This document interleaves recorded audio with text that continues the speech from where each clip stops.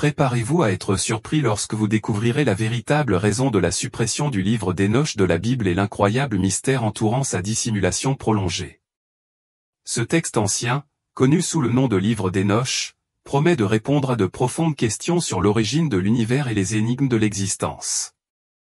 Pendant plus de 2 millénaires, il a été supprimé et perdu, intensifiant encore davantage l'ère de mystère et d'intrigue qui l'entoure aujourd'hui. En tant que l'un des textes les plus débattus et controversés jamais découverts, le livre d'Hénoch a fait l'objet à la fois de fascination et de discussions animées, suscitant un large éventail d'interprétations et d'explorations scientifiques. Lorsqu'il est placé aux côtés d'autres œuvres emblématiques de la littérature, telles que la Métamorphose de Franz Kafka ou les versets sataniques de Salman Rushdie, le livre d'Hénoch se distingue par sa profondeur remarquable, sa complexité et les implications profondes de son contenu. Alors que ces autres récits ont suscité leurs propres débats, les thèmes explorés dans le livre d'Hénoch plongent dans un territoire beaucoup plus profond, abordant le domaine spirituel et les origines de l'humanité, des sujets qui continuent de captiver à la fois les érudits et les lecteurs curieux. Dans la Bible, Hénoch est mentionné pour la première fois dans le livre de Genèse 5, où il est noté que sa vie était si vertueuse et agréable à Dieu qu'il fut épargné par la mort et emmené directement au ciel lors d'une ascension miraculeuse. Pourtant, cette brève mention soulève plus de questions qu'elle n'apporte de réponses. Qui était cette figure exceptionnelle qui attira de manière si remarquable l'attention directe du divin? Quels actes ou qualités possédait-il qui méritaient une telle faveur? Malgré le caractère limité du récit biblique, l'histoire d'Hénoch a suscité une réflexion sur des thèmes tels que la moralité, la foi et la possibilité profonde d'une relation directe entre les humains et le divin. Ces questions persistantes continuent de susciter des débats, en particulier parmi ceux qui sont attirés par le surnaturel et les mystères qui échappent à la compréhension humaine. Au cours des premiers siècles du christianisme, des personnalités influentes telles que Justine Martyr, Irénée, Origène et Clément d'Alexandrie faisaient fréquemment référence au livre d'Hénoch dans leurs écrits, soulignant son importance et son rôle central dans le développement de la pensée chrétienne. De plus, l'épître de Barnabas, écrite au début du IIe siècle, citait fréquemment le livre d'Hénoch, renforçant ainsi son impact théologique au cours de cette période. Même Tertullien, un éminent philosophe et théologien romain, a reconnu que le livre faisait partie des Saintes Écritures. Pendant les 300 premières années après la mort du Christ, le livre d'Hénoch a été largement accepté et régulièrement consulté, atteignant un niveau d'importance comparable à l'influence de phénomènes culturels modernes comme la série Harry Potter. Cette acceptation généralisée démontre la profonde intégration du livre d'Hénoch dans la vie spirituelle des premiers chrétiens. Cependant, cette idée largement reconnue s'est arrêtée de façon spectaculaire après le concile de Laodicée, qui a déclaré que le livre d'Hénoch était controversé et incompatible avec la doctrine établie de l'Église. En conséquence, le texte a été discrédité et retiré du canon officiel, une décision qui perdure depuis des siècles.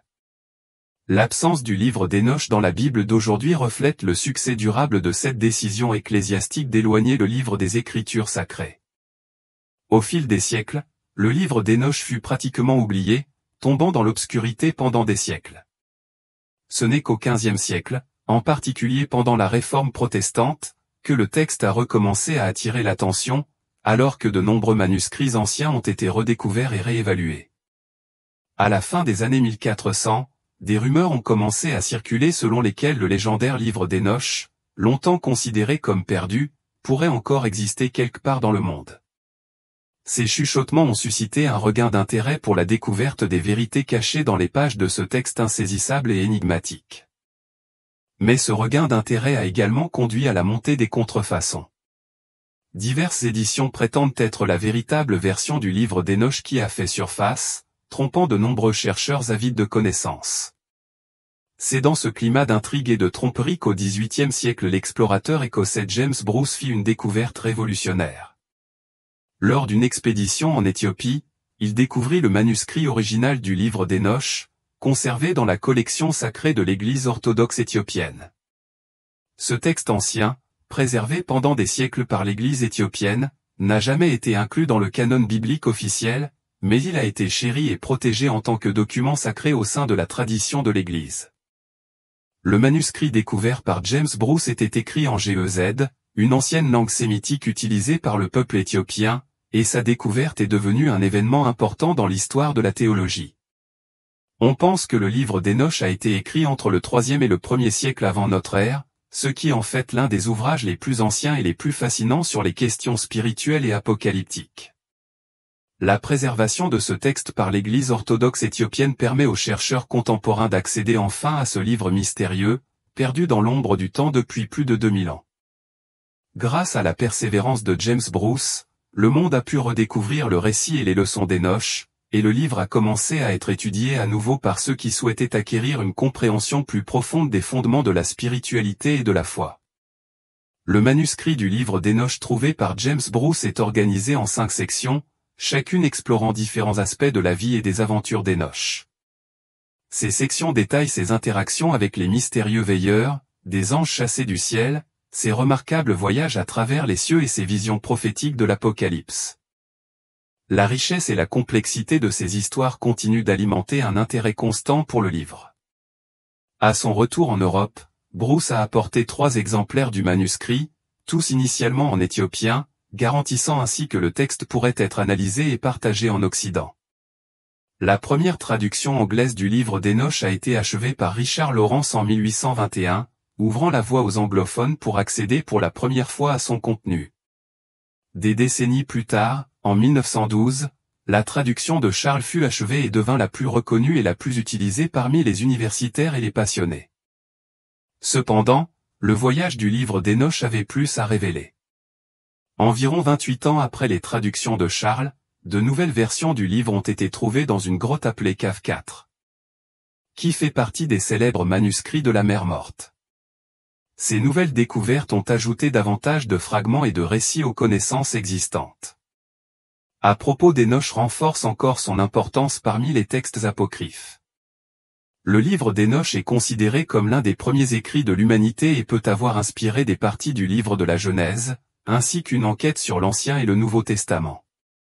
L'ancienneté de ce texte met en évidence son importance dans la formation des concepts religieux et mythologiques sur l'univers, l'humanité et les entités divines. L'influence d'Hénoch est si profonde qu'il a été directement mentionné par certains apôtres dans leurs enseignements. Un exemple clair se trouve dans Judas 14-15, où l'auteur fait directement référence à Hénoch 1-9. Dans ce passage, Hénoch, dès la 7e génération après Adam, prophétise, « Voici, le Seigneur vient avec des milliers de ses saints pour juger tout le monde et pour convaincre tous les impies de toutes leurs actions impies, qu'ils ont commises d'une manière impie, et de toutes les choses dures que les pécheurs impies ont prononcées contre lui. » Cette mention montre le respect que Jude avait pour le livre d'Hénoch, indiquant qu'il le considérait comme une source prophétique valable. De plus, une comparaison intéressante apparaît entre Genèse 6:1 et Hénoch 6:1. Dans les 2 cas, il est fait mention d'anges observant les filles des hommes alors que l'humanité se multipliait sur terre. Cette connexion suggère que le livre d'Hénoch pourrait avoir été une source ou une extension des récits de la Genèse, en particulier dans l'histoire des veilleurs, des anges qui se sont impliqués avec des femmes humaines, donnant naissance à des êtres hybrides connus sous le nom de Néphilim. Celle-ci rappelle la façon dont Hénoch a joué un rôle crucial dans la tradition religieuse, révélant des interprétations de l'origine du mal, du jugement divin et des interactions entre le céleste et le terrestre. Bien que le livre d'Hénoch ait été exclu du canon biblique, son influence reste évidente dans les Écritures et dans bon nombre des premiers enseignements chrétiens. Dans le livre d'Hénoch, il y a un récit captivant qui détaille le moment où les anges, appelés fils du ciel, observaient les filles des hommes. Ils remarquèrent leur beauté et leur attrait et les désirèrent. Ces anges ont alors choisi de prendre des femmes parmi eux, engendrant avec elles des enfants. Cet épisode, qui ressemble beaucoup au récit de Genèse 6:1, offre une description plus détaillée de l'événement, soulignant comment ces anges ou veilleurs ont transgressé les frontières entre le divin et le terrestre. Beaucoup pensent que le livre d'Hénoch révèle des secrets cachés depuis des siècles ou des secrets qui ne sont pas entièrement découverts dans le texte biblique traditionnel. La richesse de ces récits, qui sont soit omis, soit seulement brièvement mentionnés dans la Genèse, ajoute au mystère et à la controverse entourant le livre. De plus, le livre d'Hénoch va au-delà de ces événements et raconte les voyages d'Hénoch à travers des lieux cachés, sur terre et dans les cieux. Il raconte sa visite au Sheol, lieu de l'au-delà dans le judaïsme, et Al-Abim, zone de châtiment des êtres déchus. Enoch traverse également les montagnes sacrées et les 10 cieux, explorant les portes célestes et les demeures des anges. Ces descriptions détaillées offrent une perspective large et complexe du cosmos spirituel et de la géographie divine, dépassant de loin ce qui est présenté dans la Genèse. Pour beaucoup, le livre d'Enoch est une clé pour mieux comprendre les mystères célestes et les événements qui ont façonné l'histoire spirituelle de l'humanité. Le livre d'Enoch est considéré par beaucoup comme un texte d'une grande profondeur, en particulier dans ses descriptions des êtres connus sous le nom de veilleurs. Certaines théories suggèrent que ce livre pourrait être l'un des premiers enregistrements de contact possibles avec des êtres extraterrestres. Selon ces théories, les veilleurs n'étaient pas simplement des anges déchus, mais des visiteurs venus d'une autre planète. Dans le 2e livre d'Enoch, le protagoniste lui-même raconte une rencontre avec des êtres qui n'étaient clairement pas humains, en disant « Quand j'étais seul à la maison, 2 hommes de grande stature apparurent devant moi. Leurs visages brillaient comme le soleil, leurs vêtements étaient radieux et leur voix mélodieuse. » L'apparence inhabituelle de ces êtres a conduit certains chercheurs à penser qu'Enoch décrivait peut-être une rencontre avec des extraterrestres. Eric von Daniken, un auteur suisse connu pour ses théories sur l'influence extraterrestre sur les civilisations anciennes, est l'une des propositions de cette idée. Il suggère que les veilleurs mentionnés dans le livre d'Enoch étaient des extraterrestres venus sur Terre et ayant interagi avec les humains. Selon cette perspective, les anges déchus étaient en réalité des visiteurs d'un autre monde qui partageaient des connaissances avancées avec les humains et établissaient une forme de communication entre différentes planètes.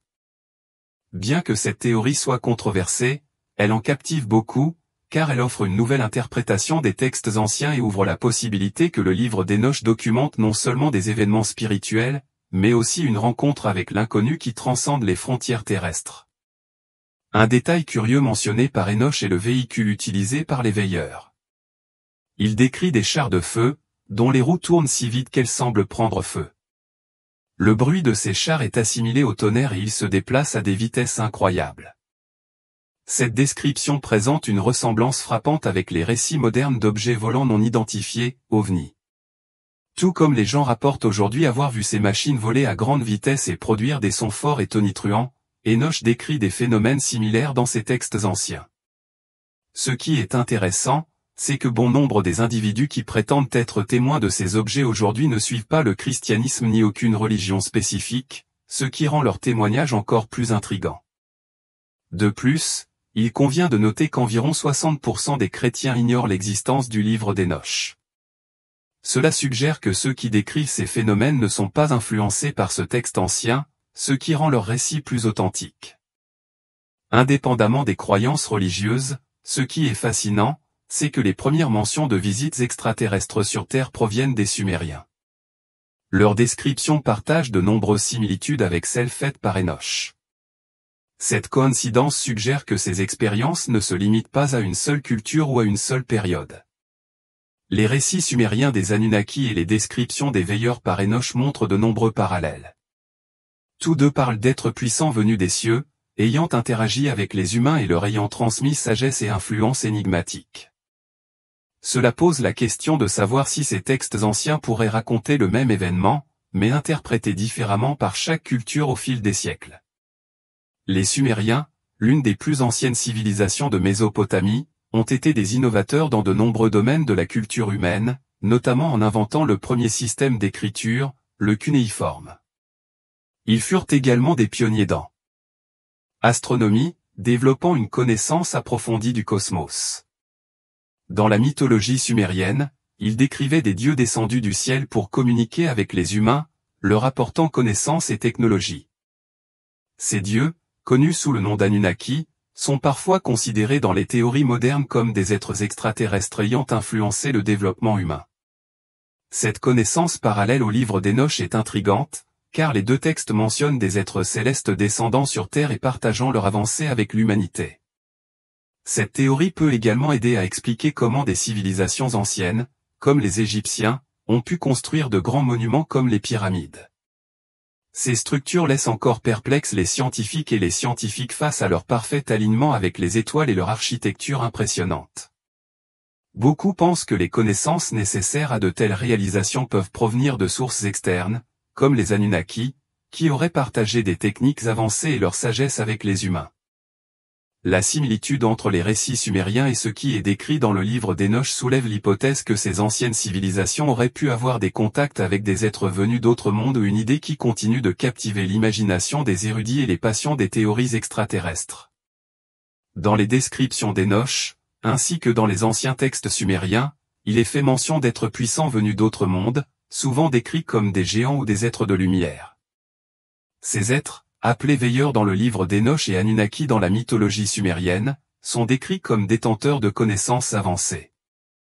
Certains chercheurs et passionnés de théories extraterrestres estiment que les connaissances transmises par ces êtres ont été cruciales pour des avancées significatives en architecture et en sciences, comme dans le cas des pyramides égyptiennes. Certains pensent même qu'Enoch, grâce à la sagesse qu'il a obtenue des veilleurs, a pu influencer la construction de ces grands monuments. Cette théorie s'aligne sur la croyance sumérienne selon laquelle les Anunnaki ont apporté la connaissance et la technologie sur Terre, aidant ainsi les civilisations anciennes à réaliser des exploits remarquables. L'idée selon laquelle la sagesse des observateurs pourrait provenir d'une civilisation extraterrestre avancée reliant ces textes anciens d'une manière fascinante. Les pyramides, avec leur alignement stellaire parfait et leur précision architecturale, soulèvent des questions sur la façon dont les peuples anciens, sans outils ni technologie moderne, ont réussi à créer de telles structures. Les Sumériens et les récits d'Enoch suggèrent que cette connaissance n'a peut-être pas été simplement développée par l'humanité, mais plutôt transmise par des êtres énigmatiques venus de l'espace. Ces êtres ont transmis divers enseignements à l'humanité, du maniement des armes à la connaissance de l'astrologie, des enchantements, des constellations, de la dynamique des nuages et des signes terrestres solaires et lunaires. En effet, les veilleurs ont joué un rôle crucial dans le progrès humain. Mais la question se pose, quels en sont les risques? La réponse pourrait être liée aux Néphilim. Considérant des événements comme l'explosion d'Hiroshima ou le conflit entre Israël et la Palestine, c'est comme si on offrait une Ferrari à un enfant. L'enfant risquerait non seulement de détruire la voiture, mais aussi de se blesser gravement. De même, l'humanité, après avoir reçu des connaissances aussi avancées avant d'être prête, a commencé à en faire un mauvais usage, ce qui a conduit à la corruption et à l'arrogance. Bien que certaines personnes croient qu'Enoch a rencontré des extraterrestres, la grande majorité des érudits et des lecteurs de la Bible considèrent qu'il a rencontré des anges. Ces veilleurs étaient des anges ayant pour mission spécifique d'observer l'humanité, ce qui justifie le nom qui leur a été donné. Ils n'étaient pas censés interagir avec les humains, mais ils ont échoué dans cette mission en désobéissant à Dieu. Les observateurs ont non seulement interagi avec les humains, mais ont également quitté les cieux pour descendre sur terre. Poussés par leur désir de femmes humaines, dirigés par Samyaza, ils les épousèrent et eurent des enfants, les Néphilim, des êtres hybrides d'anges et d'humains qui étaient des géants et provoquaient la destruction partout où ils allaient. Leur immense force physique, les Néphilim, avec leur faim insatiable, épuisèrent les ressources alimentaires de la terre. D'abord, ils ont attaqué les animaux, puis se sont retournés contre les humains eux-mêmes. Cette dévastation a peut-être inspiré la mythologie grecque sur les cyclopes. Selon la Théogonie, œuvre du poète épique grec Hésiode, les cyclopes étaient les enfants d'Uranus, le dieu du ciel, et de Gaïa, la déesse de la terre. Un récit qui reflète l'union des veilleurs, représentant des cieux, avec les femmes terrestres, symbole de Gaïa. Les Néphilim perturbèrent profondément l'équilibre naturel du monde, provoquant des conflits sans fin. La seule solution trouvée était de recommencer à travers le grand déluge. Ce déluge était une punition pour les Néphilim, qui étaient considérés comme une abomination qui devait être anéantie. Leur simple présence avait déjà provoqué une vague de péché et de corruption sans précédent. L'inondation représente donc la dernière option pour rétablir l'ordre. Il existe des traces de découverte de squelettes géants dans diverses parties du monde, notamment de grands crânes et des os qui semblent non humains, ce qui suggère que des géants auraient pu habiter la Terre à un moment donné de l'histoire.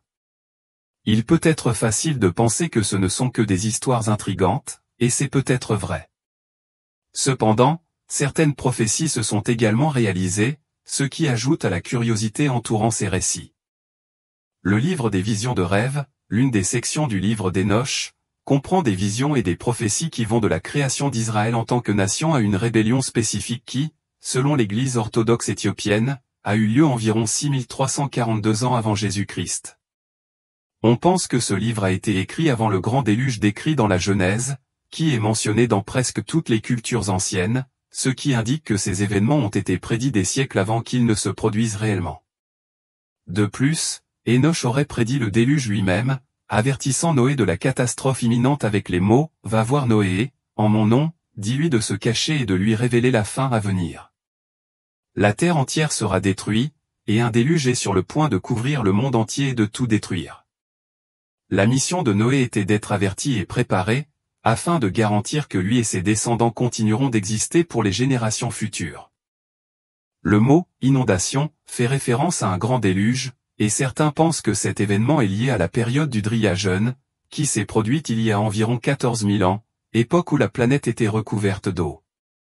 Enoch avait des pressentiments de ce déluge et savait qu'il était nécessaire de protéger son arrière-petit-fils Noé et les générations qui le suivraient. Le livre d'Enoch possède des caractéristiques qui lui permettent de rester pertinent à travers les âges. Bien qu'il offre une interprétation claire des événements dont témoigne Enoch, des références faites par des personnalités éminentes à travers l'histoire et son utilisation intensive avant d'être interdit, il reste entouré de mystères et de débats. L'une des principales discussions tourne autour des raisons pour lesquelles le livre a été interdit et exclu de la Bible.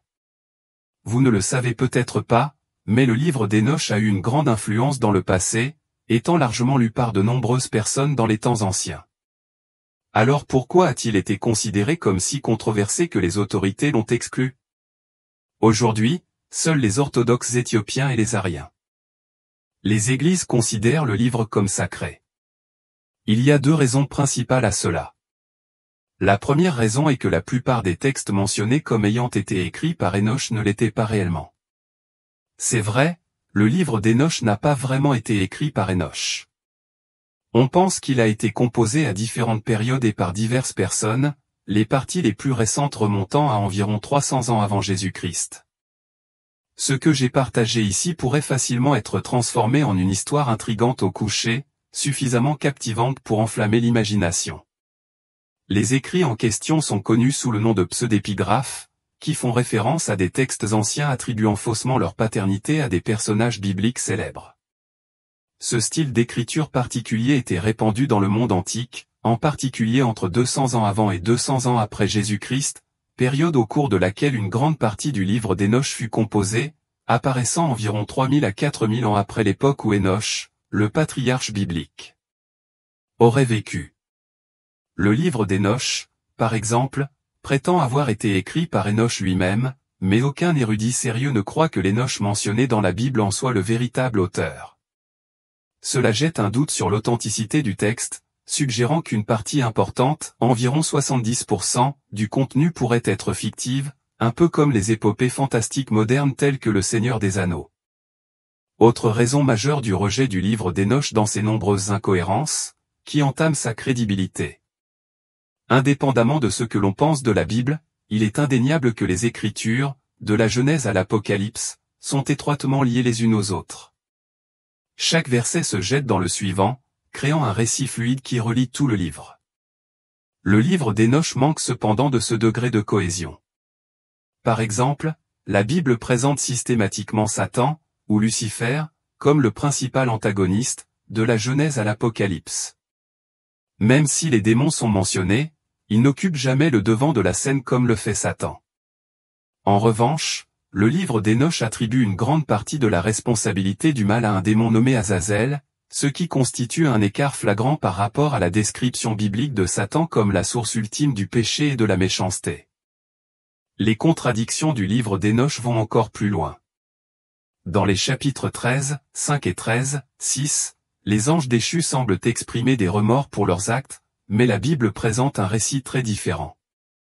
Dans les enseignements bibliques, Satan et ses disciples sont condamnés à la damnation éternelle, sans possibilité de repentir. Cette disparité entre les deux textes, couplée au fait que le livre d'Enoch a été composé au fil du temps par différents auteurs, ne fait qu'approfondir le mystère entourant sa véritable signification et son objectif.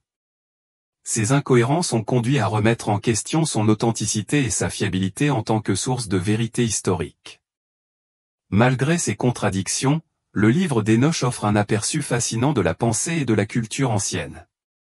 En examinant ce texte aux côtés d'autres œuvres mythologiques anciennes, nous commençons à voir des similitudes frappantes qui remettent en question notre compréhension de ce qui constitue une fiction et de ce qui peut être un récit d'événements réels, interprété à travers le prisme de différentes cultures. Un lien particulièrement intrigant est le parallèle entre le livre d'Hénoch et la mythologie grecque. L'idée selon laquelle les dieux de la Grèce antique, de l'Égypte et d'autres cultures auraient pu être des anges déchus ouvre une toute nouvelle façon de comprendre ces mythes. Prenons, par exemple, l'histoire de Zeus et de ses activités amoureuses. Les coïncidences entre ces actions et les thèmes du livre d'Hénoch sont convaincantes et méritent une exploration plus approfondie. Le défi du livre d'Hénoch réside dans le fait qu'il s'agit d'une œuvre composite, écrite par plusieurs auteurs au fil du temps, ce qui la rend susceptible à un large éventail d'interprétations et de théories.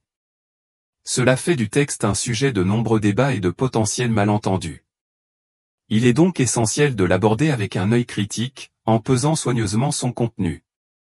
Qu'on le considère comme une œuvre de fiction ou quelque chose de plus, le livre d'Hénoch est indéniablement significatif.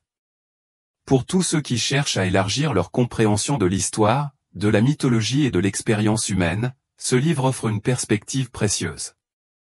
Il invite les lecteurs à contempler l'interdépendance de notre espèce et notre place dans l'univers.